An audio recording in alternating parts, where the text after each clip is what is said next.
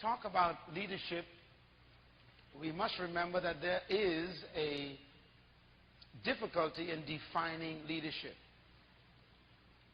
However, the best way to gain a definition of something is to go back as far as possible to the original concept. Definitions are in origins. Definitions become more contaminated the further away they are removed from the origin. You would remember, those of you who were alive in the 60s and still alive now, that in the 60s they used to call money bread in America. You know, when I was a kid, we used to eat bread. And then it became money. I remember when cool used to mean it was chilly, or the weather was a little bit cold. But now cool became another word. And it meant that you were in control or relaxed. And so words change in definitions the further away you remove them. Leadership has become that way. Leadership has become a problem because people have become confused about what leadership is. We call, for example, Hitler a leader. And when you really think about leadership, you begin to wonder, was he really a leader? And you might say yes, because he had people following him. So then you have a problem. Jim Jones, the tragic experience there in the nation of Guyana. We think of him as being a leader because people followed him. I mean, what is leadership? You begin to think about that. Leadership is, you know, if I was to analyze Hitler, my result of my analytical analysis would be Hitler was an expert manipulator. That's not the same as leadership. If I was to talk about someone like Mussolini, the great Italian dictator, Mussolini was not really a leader in my definition. He was a man who manipulated people through fear. Hitler did it through brainwashing. He sold a concept of a superior race that people, you know,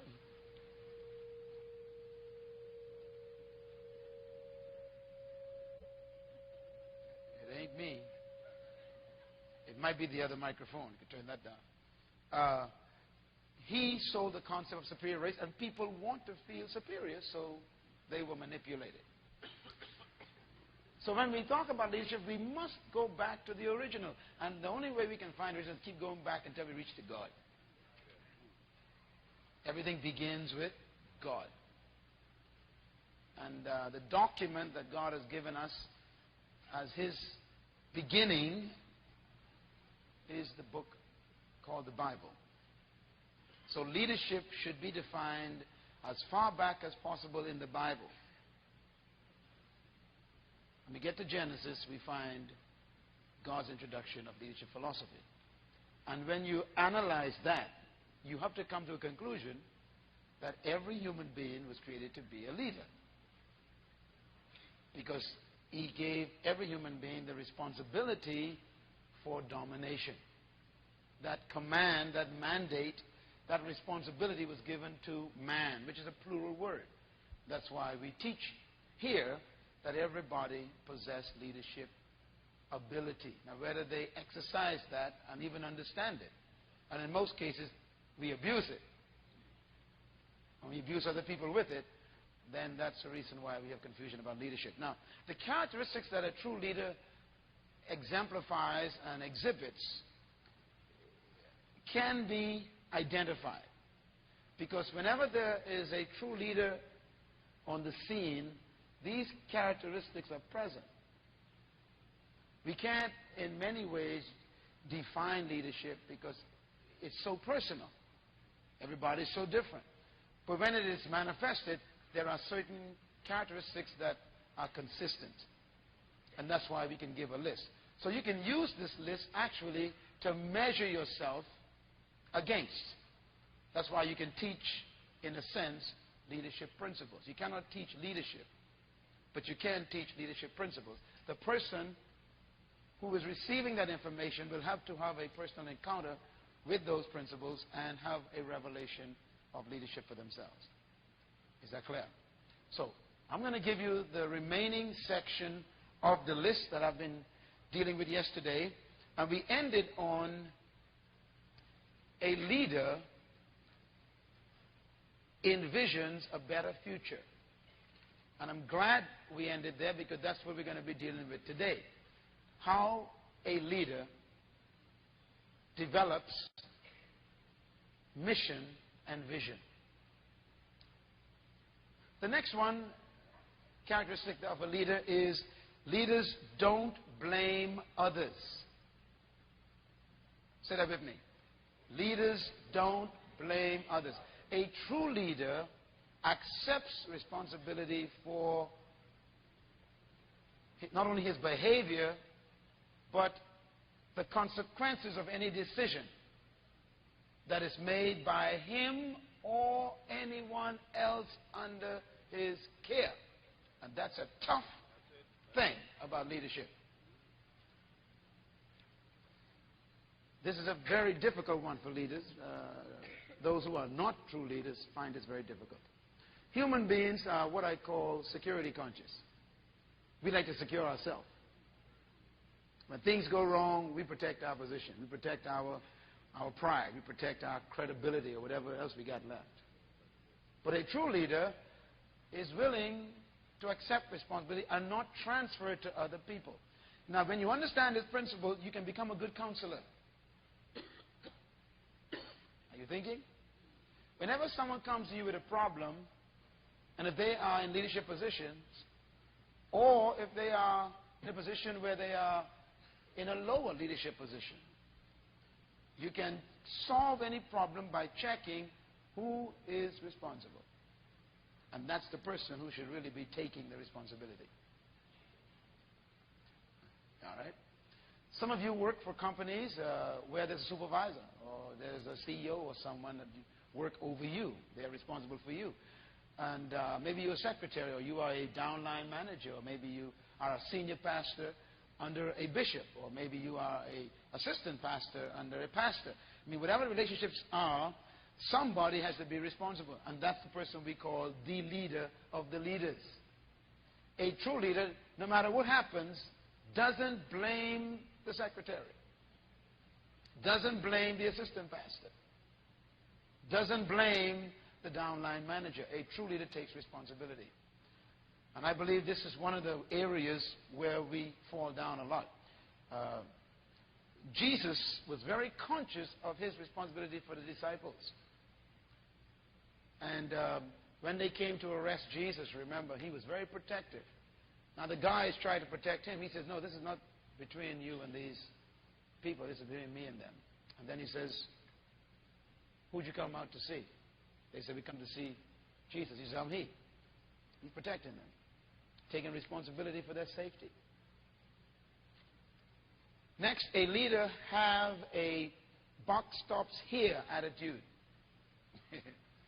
A leader has a buck stop here attitude, end quote. A leader does not keep passing the ball. We got so many people with titles, but they don't make no decisions. They don't want to take responsibility. I learned something about true leadership. True leaders always are in trouble. Do you know why? Because they make decisions. People who don't make any decisions are full of criticism. If you want something done, give it to a true leader. He's not afraid to make the decisions. And I think this is a sign of the level of your leadership. Leaders not only let the buck stop with them, but they also initiate bucks. They actually begin things. They say, hey, let's do this. They say, we've never done this before. Well, let's try it. But you might fail. But we don't know. We might succeed also. Leaders got this concept of let's make a decision. Let's take charge. Let me do it. I mean, if no one else is going to do it, let's get it done. We mentioned yesterday that leaders are not afraid of failure because to a leader, failure is simply a classroom where he learns of one new way not to do it. Next, a leader wants to win. That's an attitude of a leader, characteristic. A leader wants to win. She wants to win. A leader has an attitude which says, I am going to succeed. So they keep trying.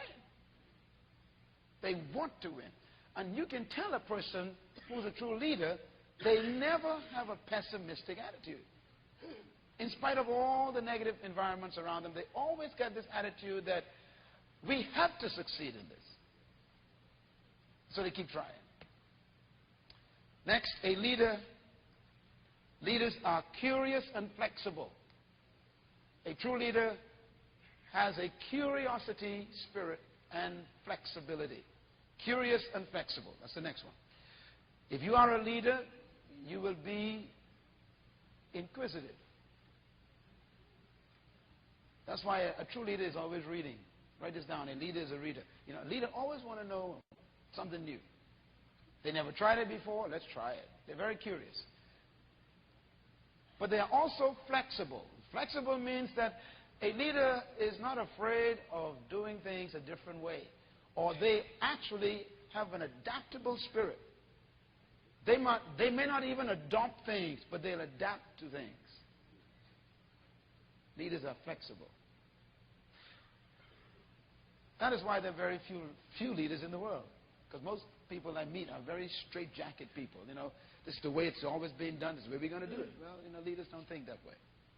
Leaders are very curious. They like to test the envelope and push the envelope, we call it. They like to go beyond the safety zone. They're always trying to see how far they can go to make something better. They're very curious. Are you that way?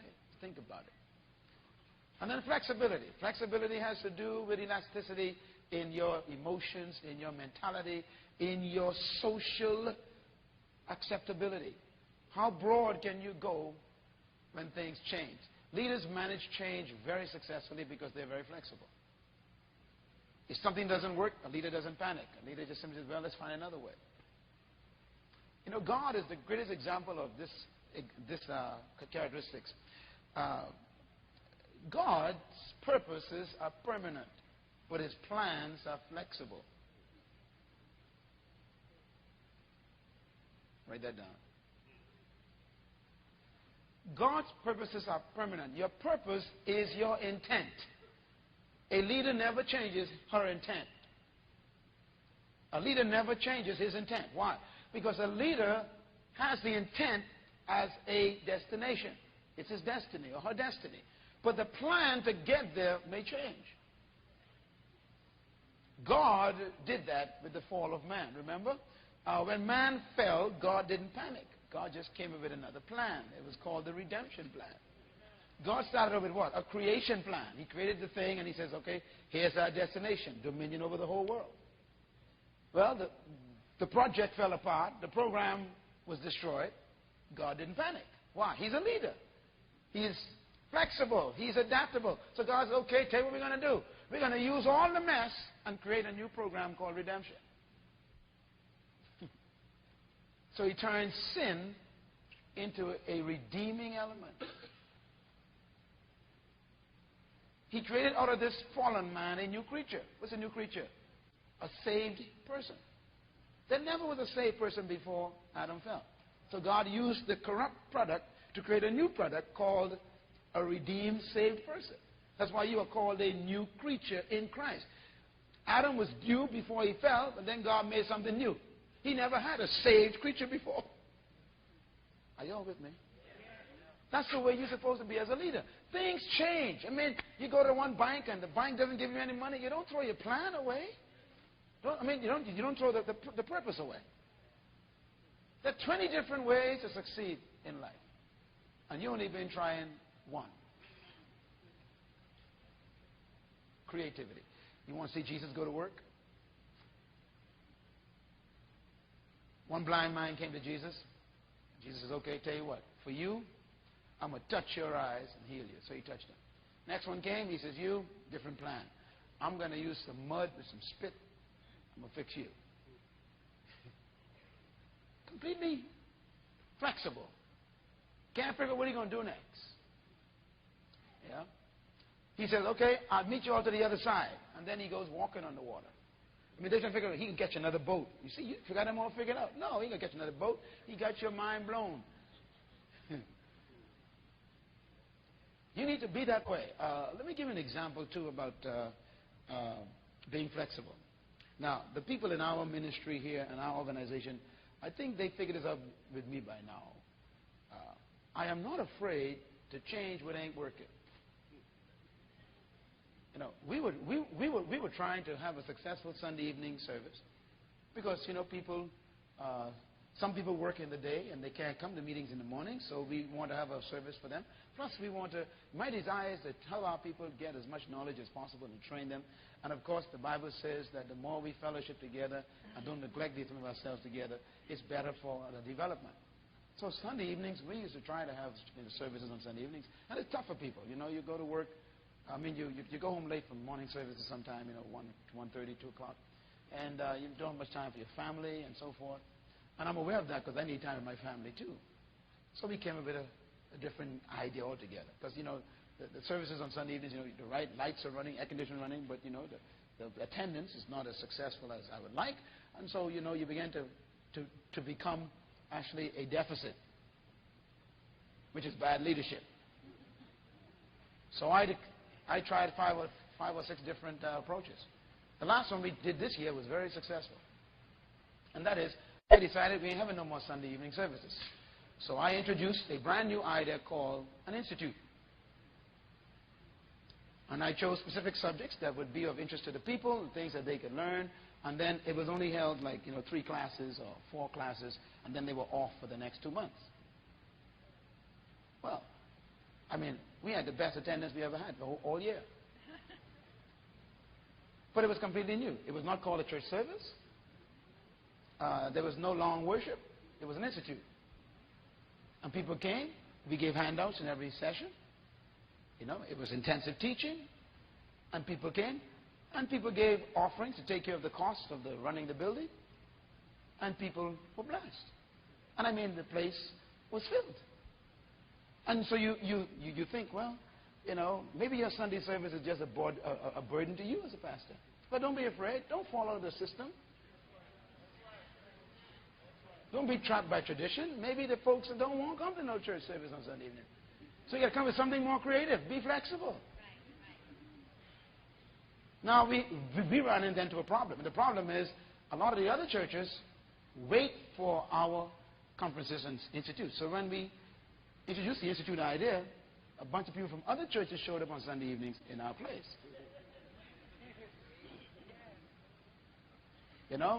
And then all of a sudden membership started growing. So, we don't want to steal members, but people came because it wasn't a church service.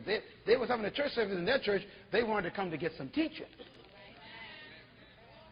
So our members came, and then all these other people from other churches came. And it became a very successful program, and it still is, even to this day. So leaders are willing to be flexible. They're curious. They try new things. If it ain't working, throw it away. Next, a leader tests assumptions constantly. And this is related to what I'm just talking about. A leader tests assumptions constantly. A leader is always checking to see if what he or she expected is happening. Don't assume, as a leader, that it's working. Check it. And if it ain't working, then you got to change your strategy. Next, a leader does not over-control. A leader does not over-control. What we mean by that is a leader actually gives people the freedom to pursue the assignment he or she gave them. Here's the way I would put that again. A leader does not manage people. A leader manages resources. A true leader develops people. So you could put it this way. You develop people, you manage resources. Most leaders get in trouble, so-called leaders get in trouble because they try to manage people. Do you know that you cannot be managed? Don't you hate that word? I mean, you managing me? What are you talking about? Controlling my time, controlling my creativity, you controlling my brain, my intellect, you controlling how far I can dream about this situation. That's witchcraft. We call it management, but it's sophisticated witchcraft. A leader develops people. That's why they give them room to use their imagination and room to solve problems themselves and give them room to make mistakes and give them room to make mistakes easily so they can feel comfortable making mistakes. You see, if you're going to be successful with people, you've got to give them permission to make mistakes. Nothing can kill creativity faster than perfectionism. A true leader makes it easy for you to make a mistake without being intimidated, because you know that the mistake is not going to destroy the relationship. That's why Jesus was such a successful leader. The disciples made mistakes all through those 3.5 years. I mean, they kept on fumbling and blundering, and he just sit and just calmly say, you know, let me tell you a story. And then he'd tell them a story to try and get rid of the mistake, you know. And they kept falling into traps and doing things that are dumb. But he just kept on saying, I'll tell you another parable. And he just kind of made it easy. So the guys were not afraid to try new things. Most of you work in companies that are full of fear. So that's why you only do what you're told, and then you wait for the other assignment. Because you're not being led, you're being managed.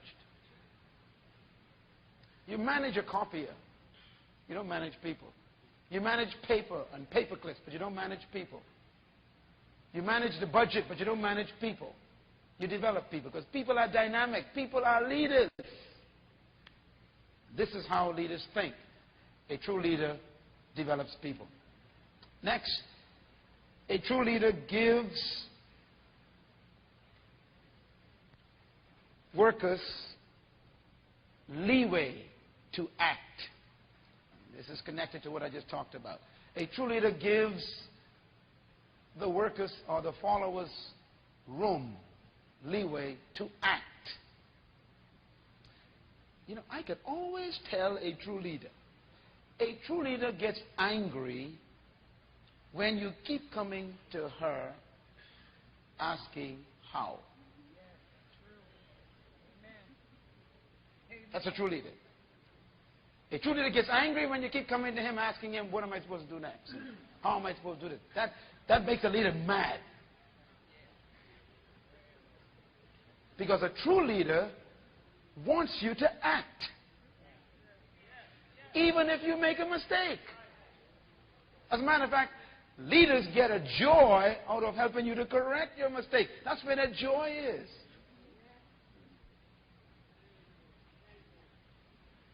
They give you room. Some of you needed to do that with your children. You try to manage your children. That's why they're turning out so terribly. You need to develop your children. Don't manage them. Give them room to make mistakes. One of the best ways to become a good parent is to keep remembering your own childhood. And some of you are still there. Next, a leader, oh, you ain't going to like this one. A leader tolerates and sometimes invite dissent. Dissent. How's that for a surprise? A leader, a true leader, tolerates and sometimes invite dissent. Because a leader, a true leader, I keep saying true leader, a true leader is so secure, she is not afraid of dissent. Dissent to a true leader is an important part of leadership because it's the way of feedback. The best way to find out how well you're leading is to ask those who you're leading. Jesus did this, didn't he? He was sharp, man. He was with these guys for 2.5 years, going on for the last year, and he turns around and he says, what do you say I am? What do you think about me? And man, he was so excited that they finally got the message. He was the Christ. He said, man, you guys heard from God. And then he says, who do others say I am? And they were all wrong, weren't they? Yeah. Some of you are afraid when people start complaining in your organization, in your church, in your business, when they start murmuring or whatever. Listen, dissent is one of the greatest blessings to a leader, because it helps you to check your loyalty and commitment to your vision and to the people.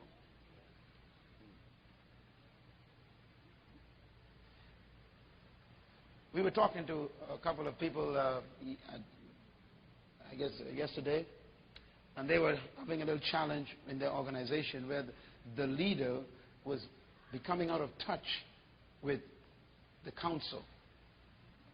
And that usually happens when you have this problem of dissent. You know, people start complaining and the leader won't listen because he's afraid, insecure, so he goes and hides.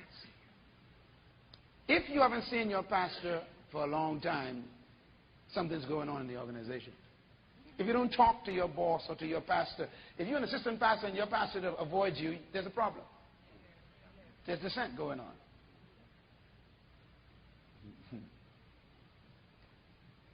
Don't deny the dissent mechanism. Don't say it doesn't exist. Don't ignore the concerns, I want to use the word complaint, of those who you appointed. I'm going to say it again. You better write that down. Don't ignore the concerns or the complaints of those you appointed. If you appointed someone, it means that you trust their judgment. And if they start to complain and begin to show signs of dissent, don't ignore them. Listen to them. Because they usually represent an undercurrent. But a leader is not afraid of it. Now, a guy or girl who is not a true leader, they're afraid of dissent, so what they do? They then overbear, they over-control. They shift into control. See? And so we have this problem of people literally being oppressed now because the leader doesn't want to hear anything about it. I like Moses. He's a great guy, isn't he? Moses had an experience with dissent. He came through his own sister and his brother, Aaron. What did Moses do? Very nice guy. Moses listened to them, you know. And then Moses answered them. Moses says, I didn't ask for this job. So you got a problem, tell you what, let's go visit God. Let's go talk to the boss. That was a bad idea for Miriam. Yeah. But Moses was never angry at them, was he? Matter of fact, he said, Lord, don't hurt them, hurt me instead. What kind of security does man have? Pure security. I mean, the guy was secure. Even to the point where he was willing to protect the dissenters. Are you that kind of leader? What a quality of leadership. Next, and coming down to the end here, leaders believe they can affect the world for better. I call this the destiny attitude. A true leader has a belief that she can affect the world for the better. That he can affect the world for the better. I have found out something about leaders. Leaders think global. They think generational. That's a little bit more important word there. Leaders do not believe that what they're doing is just for them. They believe that they have a part to play in history. And I want you to capture that in this seminar. When you leave here, I want you to understand that you are important. When you read the Bible, you'll be amazed of the simple people who changed the world. I was thinking, for example, things like, you remember Jesus sent the disciples to the town one time, and he says, when you go to that town, you will meet a woman with a jug on her head going for water. Talk to her and tell her to show you the place where I will have the Passover with you. Now, this is a real deep thing, you know. This woman knows nothing about history. She knows nothing about what's going on, and yet she has an appointment with destiny. She had to get up that morning and go for water. Now, in those days, only women went to the well. Okay? Women went for water. That was the women's job in the day of Jesus. Even as far back as Abraham. Women are the ones that went for the water. That's why when the man went for a wife for his master, who's that? Isaac. You know, there was a damsel at the well. Why? They're the ones that will go for water. So it's a very cultural thing. So Christ knew it had to be a woman. Go in for this water. Now this woman had to get up that morning, put a jug on her head, and walk at the right time of the day to rendezvous with the disciples, because she had an assignment in life. Her assignment was to provide the place for Christ to institute a supper we are still taking part in today. Can you be that important just as a woman with a water jug? Sense of destiny. How about the guy who woke up in the morning and took his mule, his donkeys, to town? He took the coat. He had to take the coat and tie it to a specific post. Why? Because somewhere in the book of Isaiah it was prophesied that he'd come riding on a coat. So this guy, a thousand years later, he had to be ready on time. I wonder what you're supposed to do that you think is so simple that's going to change history.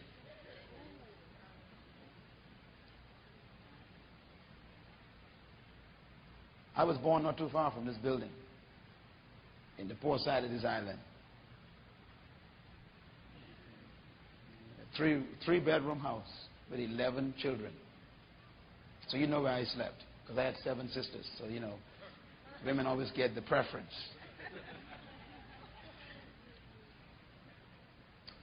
And who would have thought that out of that wooden floor on 4 blocks with rats and roaches was a young man like me? I wonder who you really are. We're so quick to think we are not important to history. A leader has a sense of contribution to his generation. So whatever you do, whatever you are born to do is important to all of us. Tell your neighbor you need me. And tell him you'll see. Next, a true leader sees opportunity in challenge. A true leader sees opportunity in challenge. The spirit of a leader is a strange spirit. A leader is never taken aback by disappointment. I can tell you the secret. A true leader strives on difficulty. That gets his adrenaline flowing. That's where she gets her passion. Life is boring when there's nothing to fight against. Y'all can't handle that kind of stuff. Some of y'all are praying to come out of problems. I can't wait for the next one. Why? That's the only way I can get my potential worked out. I need something to put a demand on me. I did a teaching. I want you all to maybe pick up some of these tapes around here.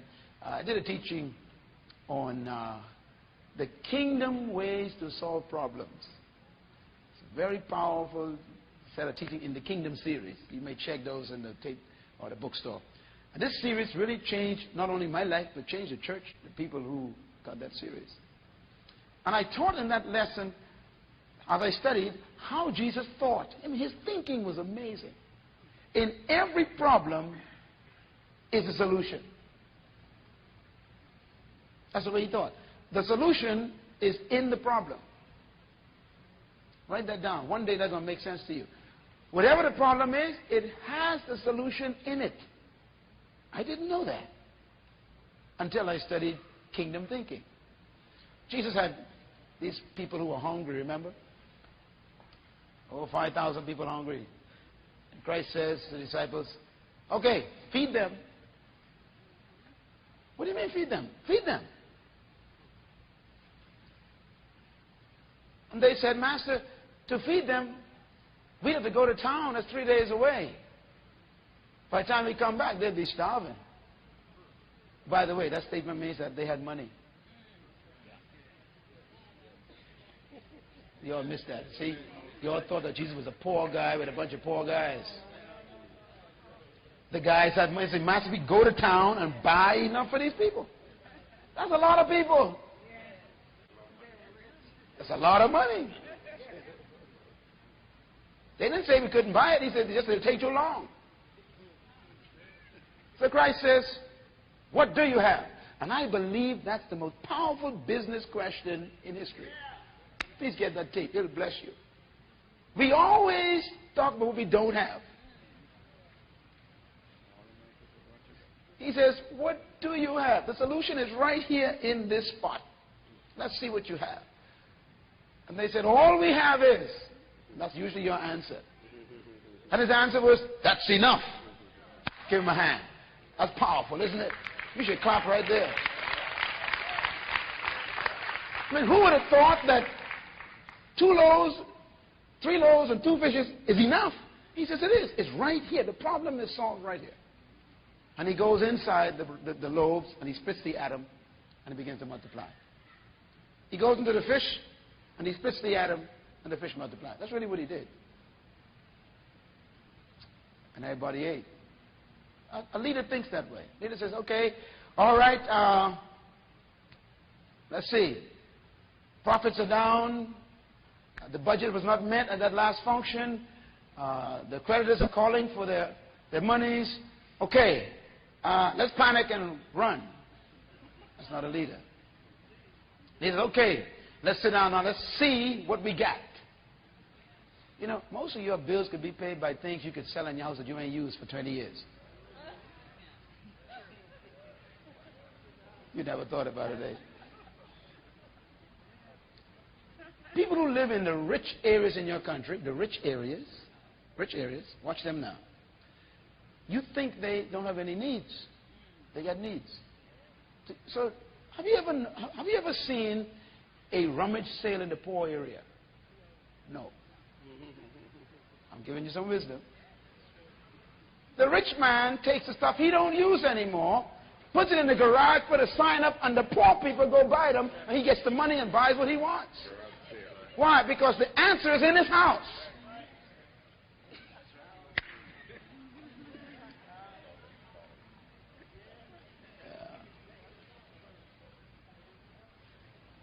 So he still leads you around in your poverty. You'll get it after I'm gone. And my time is gone. I got 2 minutes. I haven't talked about vision yet. Okay. Next. A leader makes instinctive decisions based on experience and information. A true leader makes instinctive decisions based on experience and information. I want to recommend to you, my friends, that you really consider this one. A leader lives on instincts.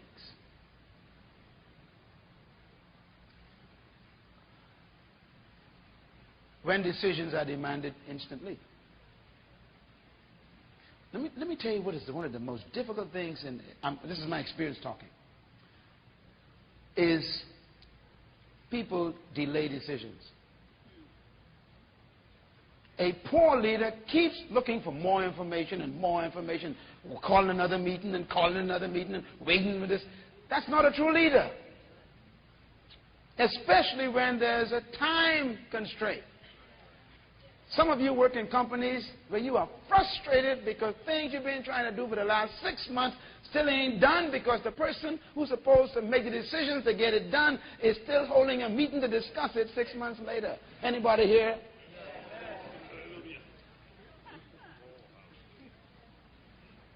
I'm talking to some of you pastors especially. Make decisions for the people, man.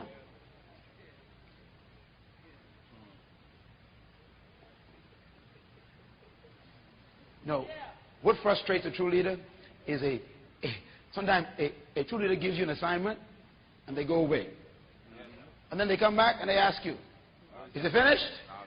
And you go, I was waiting for you to come back to tell. Now listen, that's it. You know, but for the grace of God, you are fired.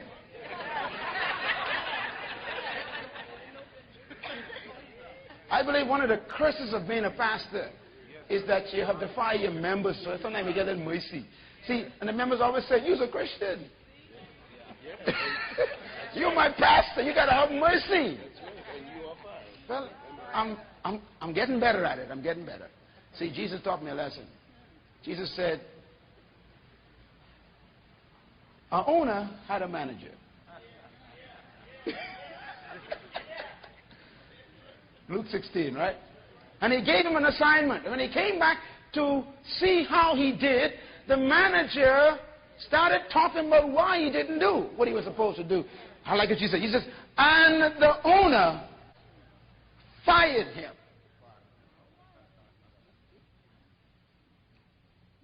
Another place, Jesus talks about management, and he says,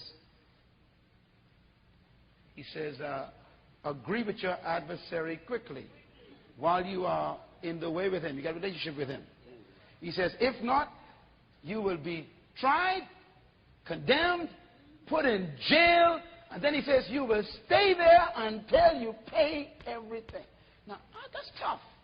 In other words, you have to carry the penalty if you don't act properly.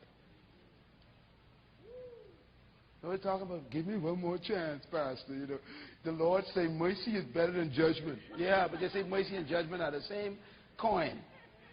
So I had mercy for 3 years. Judgment is now at home. You may now leave, go find yourself another job. Some of the worst people to work for you are Christians.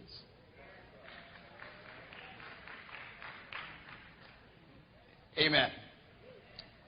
And finally, leaders take time to teach people and to train people. Leaders take time to teach people and to train people. I want to add a little appendix here. Leaders take time to teach people their point of view. And that's important. A leader does not just assume that the people or the workers know what he or she wants.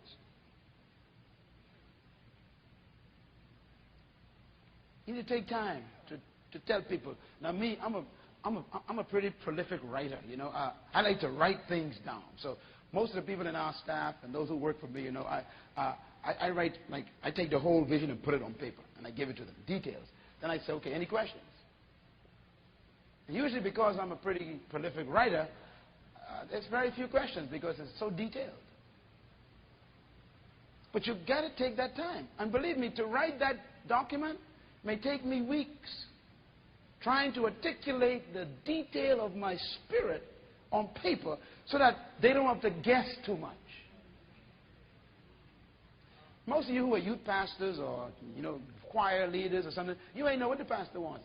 All you know is when he complains. Right? We need people who teach people their point of view.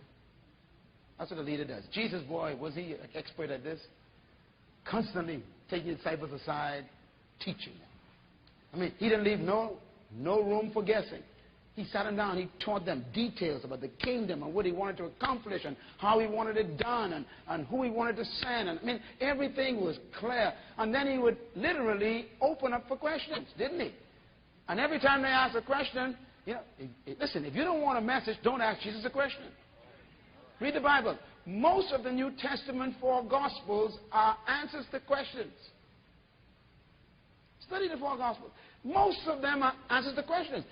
One time they asked him one question. The guy answered in 3 chapters.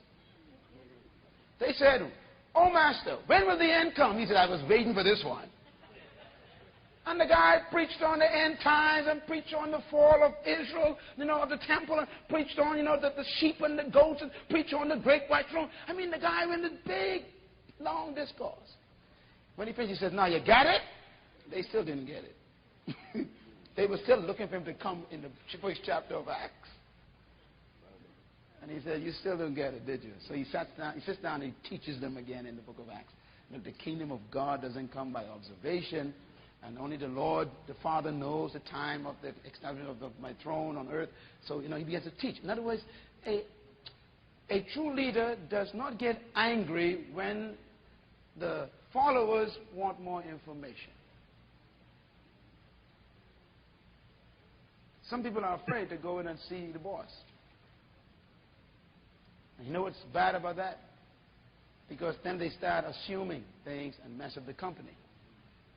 And sometimes that's the boss's fault, because the boss doesn't have the attitude of a true leader, which says, hey, my door's open. You can come talk to me anytime. Here's the assignment. If you have any problems, check with me. That's a true leader.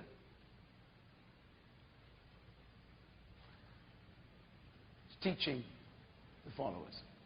Okay, I want to close because of time, and I'm excited about this next session coming up. But I want to close with just 2 items, and then tomorrow we are going to pick up on 12 management skills every leader should have. These 12 management skills, I hope everybody is present, because what I'm going to teach is to show you how to stay out of failure tomorrow morning, how to stay out of failure. 12 management skills. Now, I must be honest, most of the people I've met know very little about management, especially Christians, especially those who work in church ministry. Pastors are very, very bad at management. So we're going to talk about management tomorrow, practical management. There's going to be some important things I'm going to list. But let me just close this session with these 2 words: mission and vision. And then we'll pick up with the next session. Write those 2 words down, please. There's a difference between a mission and a vision. Now, someone asked a question some time ago, and I heard it again yesterday. Someone asked a question, what is more important, the vision or the visionary? I'm now going to give you the answer. Write it down. The vision is more important than the visionary.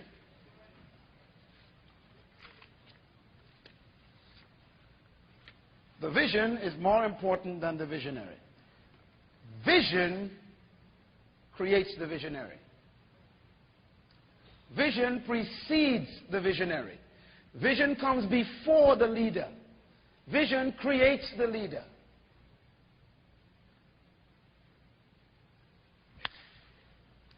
That is why you cannot teach leadership in a university.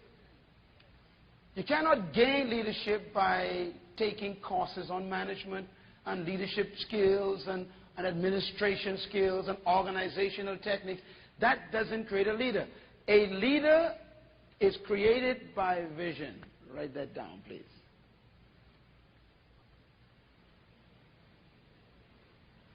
Vision is more important than the leader. Visionaries are dispensable. Vision is not. Here's the Bible take on this. The Bible says, without a leader, gotcha. See, but that's the way you think.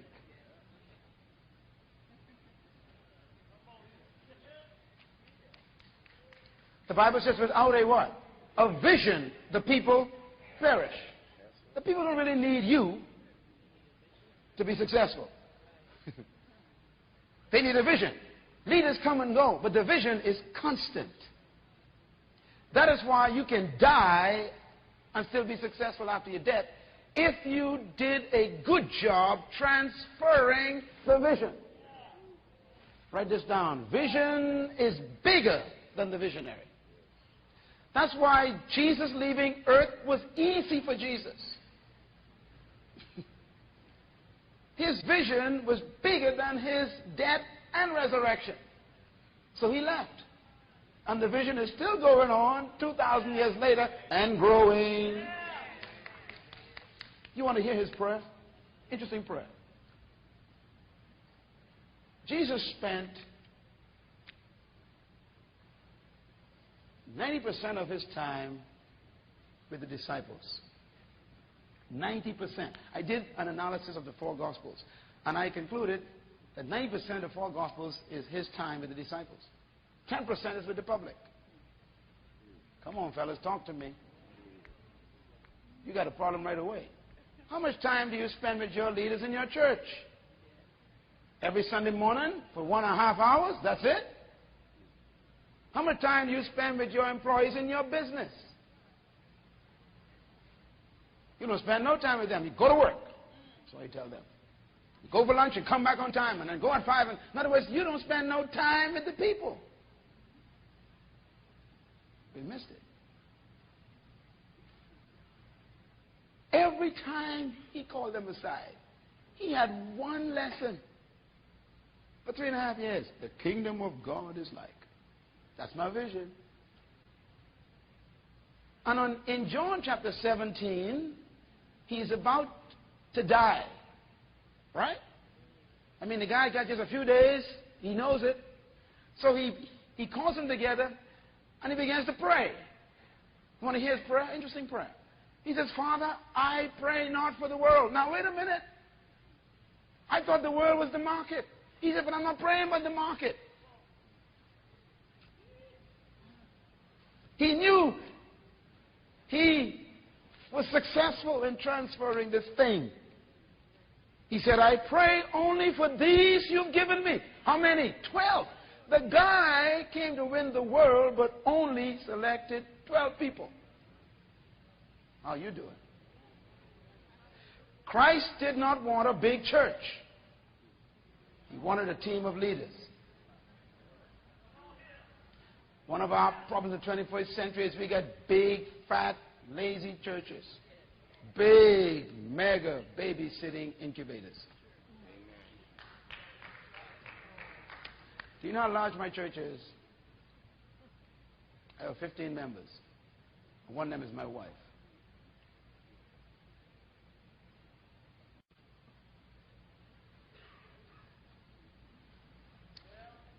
What makes this ministry run successfully? We have a meeting that is held every Tuesday night and has been held every Tuesday night, every week, every Tuesday night for the last 19 years. That's my church.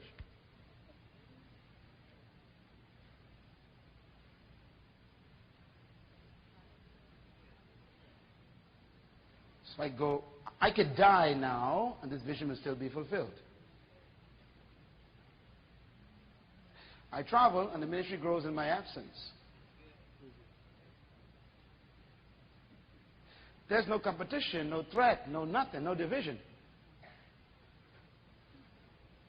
Never had a division in this church. 19 years. Same board members from day one. I mean, what's the secret here? Transferring of vision. Don't force the people to join you. Transfer vision. I think you all know this, right? The prefix die, it means two. And vision means single sight. Interesting word. So when you put die in the front of vision, you have what? And that's what causes division. Two visions in the same house. And whenever there's two visions in the same house, it's the leader's fault. It's always the leader's fault.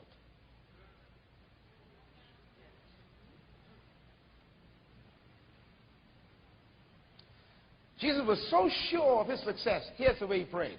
He says, Father, I pray not only for these, but for those who will believe this vision through them. Why? They got it. I can leave now. I only need 11. I lost one. Usually lose a member. Ratio is what? 1%. But he says, I'm so successful, I could die and the vision won't die. That's the point. The vision is bigger than the visionary. What is vision? Vision is a glimpse of purpose. Secondly, vision is a preferred future. A preferred future.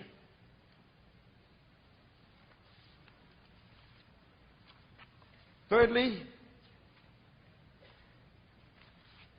vision is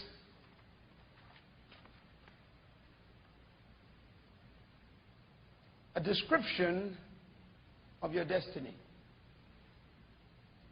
You actually can describe it.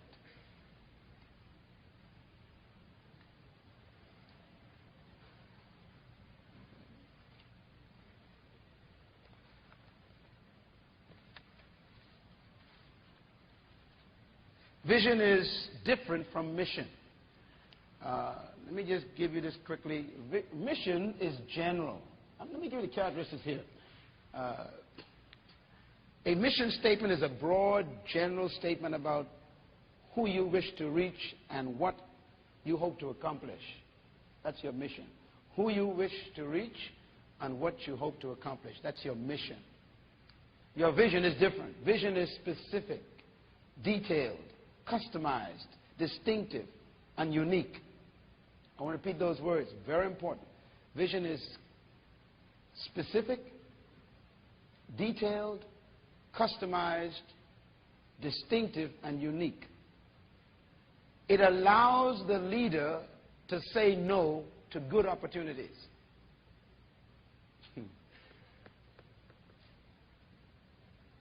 It provides direction. It empowers people for service, and it facilitates productivity. Vision is really the motor of an organization. Now, mission is different. Mission is general. The best description I can have of mission is the Great Commission. If I ask you as a company, what is your vision? You say, oh, to sell food. You ain't going to be in business too long. If I ask you as a pastor, what is your vision? You say, oh, to save the lost at any cost. You're going to lose. You ain't going to make it.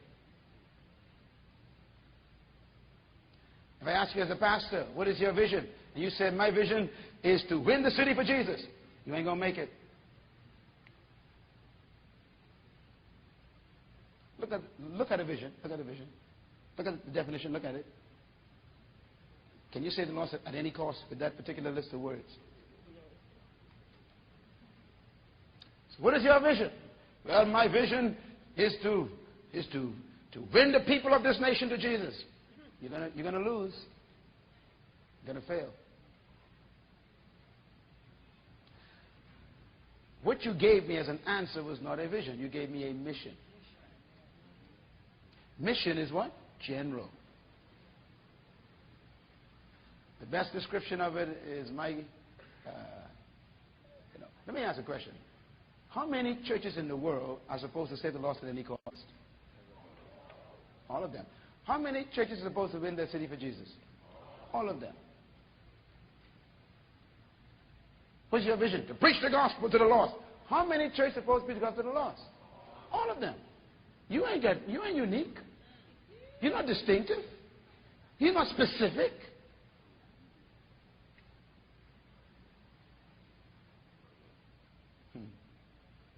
So that's why you got to do some researching. Find out what is my role in the mission. The best description I always give is the fast food places. You know, you have Kentucky Fried Chicken, McDonald's, Pizza Hut, Denny's. What else you got? And Burger King. All right? Have you noticed they always, whenever they build one of those, they look for the other? You ever wonder why? Now, usually, if someone built a church next to your church, that's enemies. Hello? I mean, if a guy comes in your neighborhood build a church, what's your first thought? You're encroaching on my territory. What are you talking about? Your territory? Someone builds a house right down the road from you, build a restaurant right down from you, or build a shoe store right next to you, or build a church next to you. There's big problem, jealousy and hatred and deceit and bitterness, and you undermine them and you start talking about them and advertise against them. Now, look at Burger King and Pizza Hut. and McDonald's and Denny's. They don't avoid each other. They find each other. And they build right next to each other, right across the street, right beside. And all of them are billionaires. Now you're trying to figure out, how come they're making it? Because the children of this world are wiser than the children of light. What makes them so successful? They figured out what the Word of God talks about concerning vision. Okay. Now, you got Burger King, McDonald's, Pizza Hut, Denny's. Ask them a question. What is your mission? All of them have the same answer. To feed people. We are in the food business. Is that right? We feed hungry stomachs. That's it. Everyone has the same mission in their life. To feed people. Now you ask them, what is your vision? Now we got distinctions. We got problems here. Right. And that is, they begin to say, well, Burger King says, well, we are the Whopper people. That's our vision. We have this Burger King we call the Whopper. We're the only ones that can whop you. You want a Whopper, you got to come to us. Kentucky Fried Chicken says, hey, we ain't into Whoppers, we into what? Chicken. You want chicken? You got to find us. Pizza Hut says, hey, we ain't into chicken nor Whoppers, we into what? Pizza. You want pizza? You got to come to us. Denny's say, well, we ain't into burgers and pizza. We into what? Grand Slam. You want breakfast? We'll breakfast you at midnight. Mercy. Specific. That's their vision. McDonald's says, well, we ain't into Whopper, but we got a Mac. We'll Big Mac you into submission.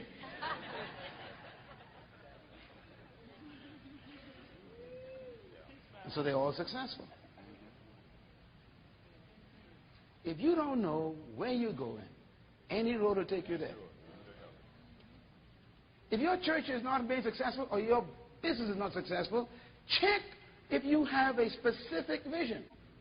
If you're going to sell shoes, don't just sell shoes. You better decide what's going to be your vision for shoes. You know, Nike does not sell Sunday shoes. They're smart. Palmer cans sell Sunday shoes. They don't focus on athletic shoes. What's your church focusing on? What's your business about? If you're going to sell food, don't just sell food. You've got to be known for something. In this ministry, our vision is very clear. You see that statement? They're transforming followers into leaders. That's what we're known for in the whole country. So you can't compete with a vision. There's no competition. So you think, you'll never see McDonald's on TV saying, do not visit Burger King. They are terrible burgers. Kentucky never attacks Pizza Hut. You ever seen it on the radio or television?